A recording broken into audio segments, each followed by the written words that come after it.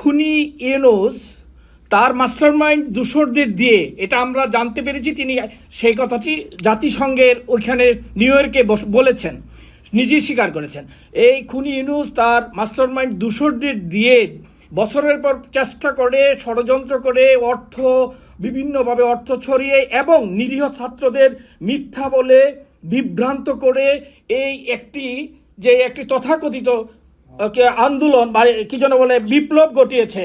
সেই বিপ্লবে আজকে সত্যিকার অর্থে সাধারণ ছাত্ররা সেই সত্যটা তাদের সামনে ভেসে এসছে। তারা বুঝতে পারছে যে তারা কত বড় ষড়যন্ত্রের শিকার হয়ে গণতান্ত্রিকভাবে নির্বাচিত এক সফল সরকার, যেই সরকারের নেতৃত্বে, যেই সরকারের মাধ্যমে বাংলাদেশ অদম্য গতিতে সমৃদ্ধির পথে যাত্রা শুরু করেছিল, সেই সরকারকে তারা হটিয়েছে ইউনূস গংদের মিথ্যা অপপ্রচার, মিথ্যাচার এবং ষড়যন্ত্রের বলি হয়েছে তারা।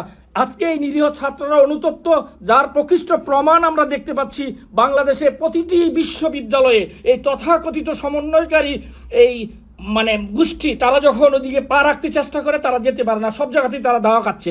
এই নিরীহ ছাত্রদের জন্য আপনার কি মেসেজ, এটা আমরা একটু জানতে চাই। ধন্যবাদ নেত্রী।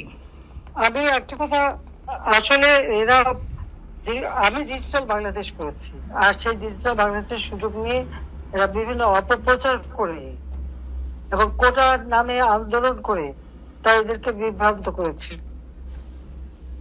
আজকে যারা আমি নিরীহ ছাত্রছাত্রীদের অভিভাবকদের, আমি কিন্তু আগেও বলেছিলাম, আমি যখন নেশনকে অ্যাড্রেস করি তখনও গার্জিয়ানদের বলেছিলাম যে এই আন্দোলন আপনাদের ছেলে মেয়েদেরকে আসতে দিয়েন না, কারণ এটা এই আন্দোলন সেই কোটার আন্দোলন না, কারণ কোটা নাই আর উচ্চ আদালত এটার উপরে ব্যাখ্যা দেবেই।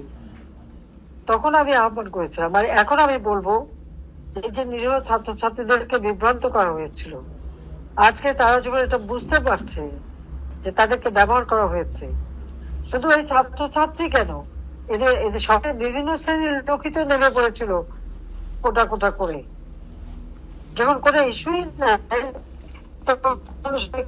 কেউ আর ওদের চিন্তা করতে চায়নি, আর সমানে যারা কাজ করছে। কাজে তাদেরকে আমি বলবো যে ছেলে মেয়েরা তারা লেখাপড়া শিখুক, তাদের এই প্রতিহিংসা পরায়ণতা যেন না থাকে।